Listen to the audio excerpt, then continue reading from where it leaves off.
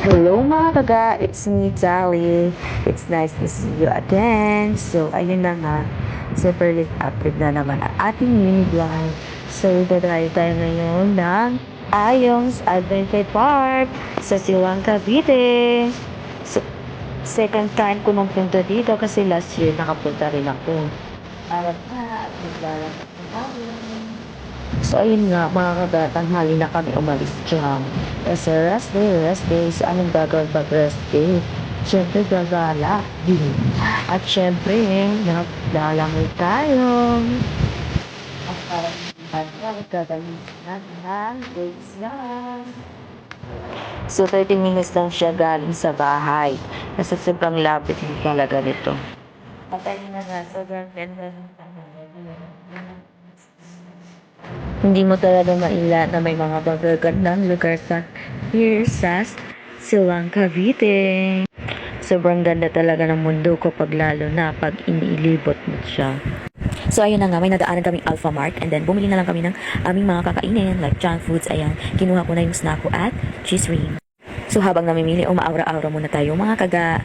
Ayan, kala mo kung sino ka dyan. May pastang glasses Ayan, lakad-lakad. And syempre, hindi mawawala ang aking partner sa kakulitan, si Nika. At syempre, hindi mawawala ang ating pa-entrance dance sa Alpha Mart. Ay syempre, mga kagakapal na mukha niya, no? Sumasayaw-sayaw pa yan, O, diba? Sino ka dyan? O, ayan na. Ayan na, pak. Ayan. O, syempre, papasok, girl. Pasok, girl. Ayan, sige, kaya mo yan.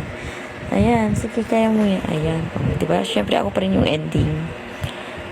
At yun na nga mga kaga, tinuloy na namin ang biyahe. Ayan, dinaanan namin ang Duchess Royal Hotel and Restaurant. So ayan, medyo malayo-layo pa konti. Pero, syempre kaya, laban lang. So itong kasing pupuntahan namin ay ang parang boundary na siya ng Silang Tagaytay. Nakarating na rin tayo sa Ayong's Adventure Park. So, ayan, pagpasok na dyan, sobrang daming tao, parking pa lang, punong-puno na. Grabe, ayan, parking pa lang, punong-puno na siya. Minsan na nga lang nagala madaming tao dumating, mga kaga. Bago makapasok dyan, syempre pupunta muna tayo ng ticketing. Kuha muna tayo ng tickets. Ayan, sobrang lapit ng camera ko dyan. Syempre, magdaldal ka dyan. So, ayan, nakapasok na nga tayo. Pababa na dyan. So, nung pumunta kami dyan, wala pang kubo dyan. So, bali parang mga damo-damo pa yan. So, ayan na yung mga bagong ginawa nila. So, ayan na nga. Ang dami pa rin pumupunta pala nito ngayon. Ayan, at magpa-register muna tayo. And, syempre, papasok na tayo. So, dati kasi, ang pagsuot ng life jacket. So, dati kasi nasa taas ka pa lang. Magsusuot ka na ng life jacket. So, ngayon, ayan, nasa baba ka na. Pwede, doon ka na lang kukuha nun. So, ayan, lakad-lakad. So, pagpababa kasi, hindi ka mahihingal. Pag aakyat ka lang, ayun, sobrang hingal na hingal ka na. At ayun na nga, sumakit yung binti ni mother sa kakaakyat. Pero nung pababa, ayun, okay lang. Siyempre, hindi mawawala ang aking pagmumukha dyan. Yun na nga mga kaga, ayan, nakasuot na ako ng life jacket dyan. Ayan, kunting ayos lang. At syempre, ayan na, maya-maya, hinarangan ako ni mother, Gusto niya, siya, Ayan na siya, Ayan na nga, saktong pagkababa namin, maya-maya, kunting tampisaw ko lang. Ayun, inulanan kami. So, ayan, pinalikas muna kami ng mga lifeguard.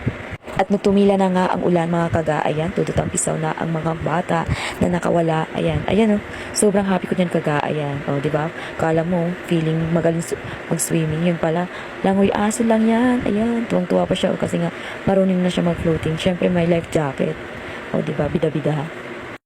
At syempre, proud yan mga kaga. Kala mo marunong na At ayan, nagpapabida pa rin, Kala mo, langoy aso lang din. So, ayan na nga mga kaga.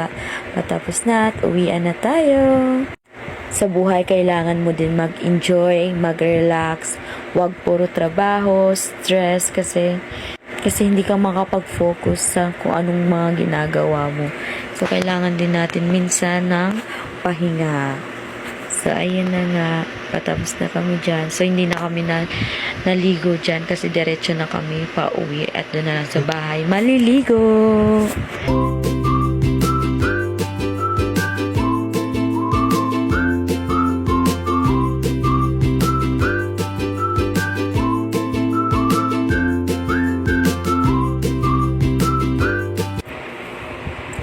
Bye mga kaga!